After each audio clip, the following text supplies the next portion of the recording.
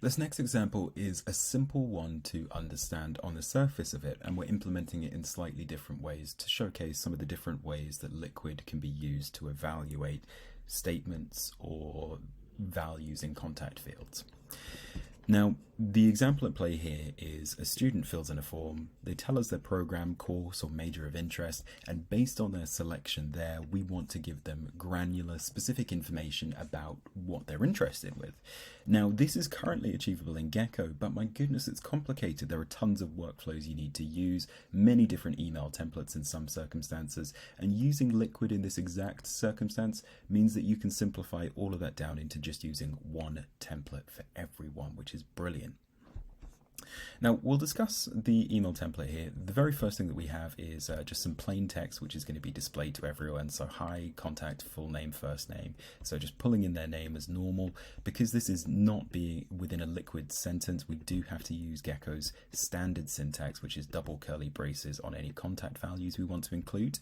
However, when we come down to the first line of Liquid here, and you can tell this is Liquid because we've got the curly brace and then the percentage symbol, we're creating a variable called subject, and we're passing a Gecko contact field into here called program of interest. And if we go back to our form, we can see it's this contact field that we'll be pushing in. So whatever the student selects here is going to end up in this Liquid argument here, basically saying the subject should be whatever this value is of their program of interest, but specifically down case it, make it lower case, which is important. The reason that's important is if we look at our options list, the very first argument that we have here is if the subject contains law. Now, if these kind of casings and these evaluative statements are case sensitive. So if we had this statement, so if the subject contains law, then we would be looking for, it would only include instances where law was capitalized, so the L was capitalized, which might work. In fact, maybe law is a bad example. The next example though, chemistry, you can see why that would be a bad idea.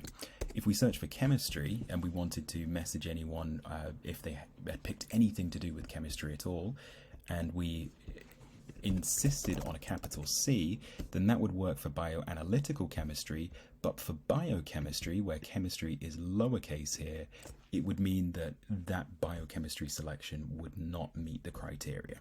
So all of that's to say, we downcase it, we make the selection lowercase, so it's much easier for us to evaluate the statements here. Now again, this is kind of imperfect in a way.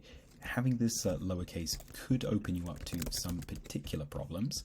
So in this case, law would find all of our law programs, but if we, for some reason, we had a program like gardening and lawn management, law is within the word lawn, so it would trigger and catch based on this. So just be mindful that that might be an eventuality if you're seeing slightly erratic results in some circumstances, but the chances are it won't impact too much. Now we'll go through these line by line just to make it pretty clear what's happening. As we've already demonstrated, if the subject contains law, we're going to print information about law. We're then using an else if statement, so if this if isn't true, then move on to the next one and evaluate this. Does the subject contain chemistry? And if so, here's the info on chemistry.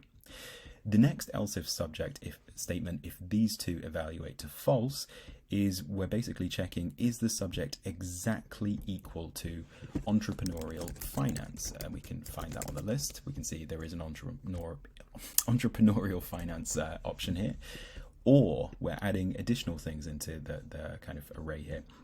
If the subject is finance, or if the subject is fundamentals of finance. So we're checking for three very specific programs. And if any of those are met, here's the information about money. We've got another slightly more simplified version of the above where we're just looking for one specific program when we talk about rockets, and then we have a catch-all for everything else that we don't want to actively provide specific or general information on. We've got this generic statement to fall back on of good luck with the program, and then we're ending the Liquid template altogether. Now, again, the information that you're going to be providing will be far more in depth than any of these, and do feel free to expand on these. This is just keeping it nice and small, so you're not going to get overwhelmed with walls of text on the particular page, but it's really flexible in terms of how this can be used. Now, we'll quickly go through one or two examples just to wrap this up so you can see what this looks like. We'll say Johnny Richardson, my email address, and we'll choose a aerospace engineering. I don't think I'd qualify because I can't spell it, and I think aerospace engineering, we should be receiving this particular message here.